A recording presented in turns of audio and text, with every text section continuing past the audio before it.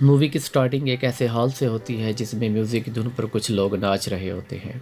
साथ में एक लड़की को भी दिखाया जाता है जिनको उन लोगों ने बांदी बना के रखा होता है और वो जंजीरों में जकड़ी होती है। तभी वहाँ पर एक पुलिस ऑफिसर आ जाता है और सबको कहता है कि पार्टी इज़ ओवर, और उसके साथ ही वो सबको एक एक करके शूट कर देता है और लड़की को आज़ाद करा देता है। तब हमें ये दिखाया जाता है कि उस लड़के की आँख खुल गई है। इट मीन्स वो लड़का ये सब कुछ ख्वाब में देख रहा होता है। इनफैक्ट वो एक पुलिस कांस्टेबल है और उसका नाम एडम है।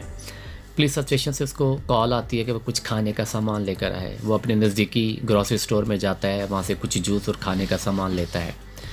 तभी हमें ये दिखाया जाता है कि वहाँ का शॉपकीपर अपने डॉगी को टांग मारता है, जिस पर एडम को बहुत ज़्यादा गुस्सा आ जाता है और वो शॉपकीपर से कहता है कि 1997 के एक्ट के तहत अगर आप किसी बेज़बान जानवर को टांग मारेंगे तो उस पर आपको अरेस्ट किया जा सकता है। लेकिन शॉपकीपर पर इसकी बात का कुछ भी असर नहीं होता। एनी हाउ एडम फिर वहाँ से अपने पुलिस स्टेशन आ जाता है। ये पोलैंड के एक छोटे से गांव में पुलिस स्टेशन है जिसमें सिर्फ 3 लोग काम करते हैं। एक सार्जेंट जिसका नाम वेल्डिक है और एक लेडी कांस्टेबल जिसका नाम वेनिसा है। वो जब जेल में इट मीन जब वो पुलिस स्टेशन आता है तो वो एक जेल में 2 अजीब व गरीब किस्म के फैटी पर्सनस को देखता है, जिस पर वो थोड़ा सा उकताहट का शिकार होता है, थोड़ी सी उसे एलर्जी फील होती है। तभी वो आगे वाले जेल में जाता है, देखता है वहाँ पर एक लड़की बैठी है। उसको कुछ समझ में नहीं आता कि यहाँ पर क्या हुआ है। वो फिर सार्जेंट से इंक्वायर करता है कि सर यहाँ पर क्या हुआ था, जिस पर सार्जेंट उसको पूरी तफसील से बताता है कि कल रात इन फैटीज़ लोगों ने कुछ लोगों का मर्डर किया था, उनको मार दिया था, जिसकी वजह से इनको यहाँ पर कैद किया गया है और इस लड़की ने ही ये सब कुछ बताया है। एनी हाउ एडम वहाँ से निकलकर उस लड़की के पास आता है और लड़की को अपना इंट्रोड्यूस कराता है कि मेरा नाम एडम है। फिर लड़की अपना नाम जोशिया बताती है। तभी वो जोशिया को पानी पिलाता है और पानी पिलाते कहता है कि अगर किसी चीज़ की भी ज़रूरत हो तो तुम मुझे किसी भी वक्त बुला सकती हो। फिर गाइस हम देखते हैं कि कुछ ही देर में सार्जेंट आता है, वो जोशिया को हथकड़ी लगाकर क्राइम सीन पर ले जाता है क्योंकि वो कुछ मज़ीद इंफॉर्मेशन गैदर करना चाहता है। फिर गाइस हम देखते हैं कि वो सीन पर पहुंच चुके हैं जहां पर जो हादसा पेश आया था। अब ये गाइस एक चीज़ मैं बताता चलूँ कि ये लड़की वही लड़की है जो पार्ट 1 में बच गई थी और उसी में ही ये उसी जगह पर वापस आ गए हैं जहां पर ये सारा हादसा पेश आया था। फिर सार्जेंट उससे पूछता है कि मुझे सारी चीज़ जो है ना पूरी डिटेल से बताओ ताकि मैं उसको आराम से लिख सकूं। तभी उसके अचानक पेट ख़राब होता है जिसकी वजह से वो कहता है कि मैं भी थोड़ी देर में फ्री होकर आता हूँ और वो जोशिया को बेड के साथ हथकड़ी लगाकर चला जाता है। बेड के नीचे एक अजीब सा सॉलिड रखा होता है जिसके अंदर से एक ब्लैक रंग का कोई अजीब सा सियाल मादा कह लें, लिक्विड कह लें, वो निकलना शुरू हो जाता है। जोशिया ये देखकर डर सी जाती है, लेकिन फिर हमें ये दिखाया जाता है कि सार्जेंट जब वापस आता है तो जोशिया वहाँ पर नहीं होती। फिर वो बेसमेंट में झांक कर देखता है। जैसे वो बेसमेंट में झांक कर देखते हो तो पीछे से जोशिया उस पर अटैक कर देती है। फिर हमें पुलिस स्टेशन का सीन दिखाया जाता है जिसमें एडम और वेनिसा वेट कर रहे होते हैं कि कब सार्जेंट वापस आए तो वो अपने घरों को अपनी ड्यूटी ऑफ करके वापस जाएं, बट उनका कोई कांटेक्ट नहीं हो पाता।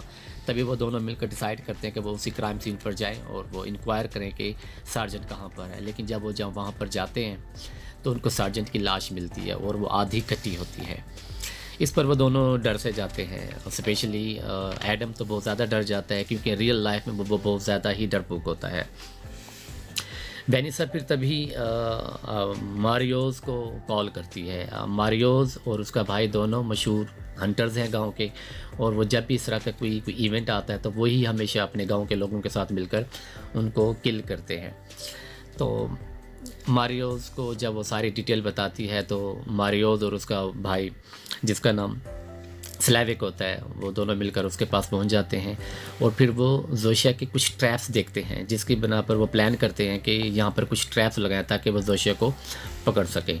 बट इनफैक्ट होता कुछ नहीं है कि ट्रैप्स लगाते लगाते खुद स्लैविक का हाथ ट्रैप में फंस जाता है जिसकी वजह से उसके दोनों बाजू कट जाते हैं। तब हम देखते हैं कि एक ऐसा सीन दिखाया जाता है जिसमें एक लेडी अपने किसी कोच के साथ बैठी कन्वर्सेट कर रही होती है, जिसे अचानक से लाइट चली जाती है। तो कोच कहता है कि मैं जाकर लाइट को देखता हूँ। तो जैसे वो लाइट को ठीक करने के लिए जाता है तो वहाँ पर जोशी आकर उस कोच को बड़ी बुरी तरीके से मार देती है। व्यूवर्स, अब हम देखते हैं कि जोशिया बिल्कुल बदल चुकी है। इट मीन्स वो एक शैतान का रूप धार चुकी है। और दूसरी तरफ अब हम देखते हैं कि वो दोनों हंटर्स भाई भी अपने ट्रैप लगाने में लगे हुए थे।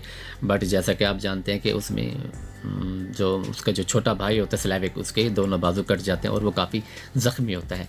तभी एडम एम्बुलेंस को कॉल करता है कि कुछ ही देर में जब एम्बुलेंस वहाँ पहुँचती है तो एम्बुलेंस बिल्कुल खाली होती है। एम्बुलेंस में जगह जगह खून होता है और एम्बुलेंस में मौजूद सारा स्टाफ मारा जा चुका होता है। तभी एडम की नज़र जोशिया पर पड़ती है तो वो डर सा जाता है और सबको कहता है कि जल्दी से कैंप के अंदर भाग कर जाओ, और वहाँ पर छुप जाते हैं। तो गाइस, हमें वहाँ पर पता चलता है कि अलमारी के अंदर वो लेडी छुपी होती है।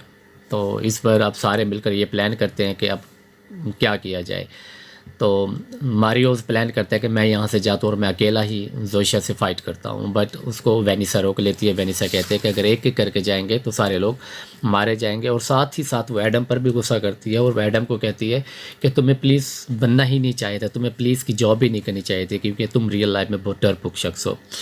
खैर, फिर वो प्लान करते हैं कि कैसे हम जोशिया को ट्रैप करें और फिर फाइनली हम उसको शूट कर देंगे। अकॉर्डिंग टू प्लान वो लेडी को कैंप से बाहर भेज देते हैं ताकि जोशिया उस पर अटैक के लिए आए तो वो सारे लोग उसको शूट कर दें। बट प्लान बिल्कुल भी कामयाब नहीं हो पाता। जोशिया मारियोस को बुरी तरह से मार देती है और इसी तरह लेडी को उठाकर ले जाती है। जब वो लेडी को उठाकर ले जा रही होती है तभी वेनिसा उस पर ब्लाइंडली उस पर शूट करना स्टार्ट कर देती है, लेकिन उसका कुछ भी नहीं होता। तभी एडम उसको खींच के अंदर ले जाता है और वो वेनिसा पर बहुत ज़्यादा गुस्सा करता है, जिस पर वेनिसा उससे सॉरी करती है। तो तब भी हम देखते हैं कि अचानक से दरवाज़ा तोड़कर जोशिया अंदर आ जाती है और जोशिया के हाथ में उस लेडी का कटा हुआ सर होता है, जिससे ये दोनों देखकर डर जाते हैं। तभी वेनिसा एडम को धक्का देती है, जो वो बिल्कुल जोशिया के ऊपर जाके गिरता है और वहाँ से वो भागकर एम्बुलेंस के ज़रिए पुलिस स्टेशन पहुँच जाती है। तो गाइस, अब हम देखते हैं कि जोशिया अपनी मुंह के अंदर से एक अजीबोगरीब क्रिएचर बाहर निकालती है और वो एडम के मुंह में डाल देती है। तो तभी by the passage of time हम देखते हैं कि एडम भी आहिस्ता आहिस्ता ट्रांसफॉर्म होकर एक शैतान की शक्ल धारता जा रहा है और कुछ ही देर में वो भी बिल्कुल जोशिया की तरह दिखने लग जाता है। तो now we can say that he is looking like a devil. फिर दोनों एक अलग लैंग्वेज में एक दूसरे से बात करते हैं। इधर से हमें पुलिस स्टेशन का सीन दिखाया जाता है जहाँ पर वेनिसा हेडक्वार्टर कॉल कर रही होती है और वो कोशिश कर रही होती है कि किसी न किसी तरह राब्ता हो और वो स्पेशल फोर्स को बुला सके। और तो गैस, अब हम देखते हैं कि जोशिया और एडम आपस में कन्वर्सेट कर रहे हैं, जिसमें वो अपनी स्टोरी बताते हैं कि वो कैसे एक इंसान से शैतान बनी। और एडम से कहती है कि now we are monsters and we are to kill the people. Josiah किसी न किसी तरह एडम को कायल कर देती है कि वो इस संसार में जितने भी लोग बसते हैं वो किसी न किसी तरह कहीं ना कहीं अंदर से शैतान है, इसलिए उनका मरना बहुत ज़्यादा ज़रूरी है। बट एडम उसकी बात काटते हुए कहता है कि नहीं, ये दुनिया अच्छी है, यहाँ पर सारे लोग तो बुरे नहीं हो सकते, तो हमें क्यों ना कुछ स्पेसिफिक लोग चुने जाएं जिनको हम मार सकें। तो इस पर जोशिया बहुत ज़्यादा हैप्पी होती है। वो कहते why not, that's a great plan. तो तभी वो फिर प्लान करते हैं एक शख्स को मारने के लिए। और किस शख्स को मारने के लिए? उसी शॉपकीपर को जो स्टार्ट में, मूवी के स्टार्ट में दिखाया जाता है, जिसने अपनी टांग से एक कुत्ते को मारा था। वो उसके घर जाते हैं, उसके घर के इलेक्ट्रिसिटी को काट देते हैं और फिर वो उस शॉपकीपर को मार देते हैं। आफ्टर सम टाइम वो फिर उस कुत्ते को भी आज़ाद कर देते हैं। इस पर भी जोशिया बहुत ज़्यादा खुश हो जाती है। फिर वो दोनों प्लान करते हैं कि हम पुलिस स्टेशन जाएं और वहाँ पर जो फैटीज़ जो जेल में बंद हैं उनको आज़ाद कराएं। तो उसकी वो रीज़न पूछता है एडम कि why we are doing this. तो तभी जोशिया कहती है कि ना we are here to make apocalypse, यानी हम इस दुनिया पर अब हम तबाही फैलाएंगे और अब हम राज करेंगे। जब वो पुलिस स्टेशन पहुंचते हैं और वो उन फैटीज़ को आज़ाद करा रहे होते हैं, तभी वेनिसा वहाँ पर आती है और उन पर फायरिंग करना स्टार्ट कर देती है। तो और तभी फिर वो एक बम भी उनके पास फेंकती है, बट अनफॉर्चुनेटली वो बम एक्सप्लोड नहीं होता। तभी एडम आगे बढ़कर वेनिसा को गर्दन से पकड़ लेता है। वेनिसा किसी न किसी तरह ट्राई करती है कि वो एडम को रोक सके और वो उसे बातों बातों में बताती है कि you are doing something wrong. तो उसको रियलाइज़ करती है कि तुम ये गलत कर रहे हो। तभी एडम पीछे हट जाता है, वो ये कहता है कि ये मैं कुछ नहीं, मैं नहीं कर सकता। तभी जोशिया को गुस्सा आता है और वो एडम को धक्का देती है और बहुत ही बुरे तरीके से वेनिसा को मार देती है। उसके बाद जोशिया और एडम में आपस में झगड़ा हो जाता है, जिस पर जोशिया उसको कहती है कि तुम मुझसे मोहब्बत नहीं करते, तुम शायद वेनिसा में काफ़ी इंटरेस्टेड थे। बट उसको कहता है कि नहीं, मैं बिल्कुल भी इंटरेस्टेड नहीं था, बस मुझसे हो नहीं सका कि मैं उसको कैसे मारूं। तभी जोशिया नाराज़ होकर पुलिस स्टेशन से बाहर भाग कर आती है। जैसे वो बाहर आती है तभी एक पुलिस की वैन आती है और वो उसको कुचल देती है और एडम को अरेस्ट कर लेती है। फिर हमें ये सीन दिखाया जाता है कि वो फैटीज़ में से एक फैटी वो जेल से बाहर आता है और वो बम को उठाता है। जैसे वो बम को उठाता है, वो बम वहीं पर एक्सप्लोड हो जाता है, जिससे पूरा का पूरा पुलिस स्टेशन बिल्कुल डिस्ट्रॉय हो जाता है।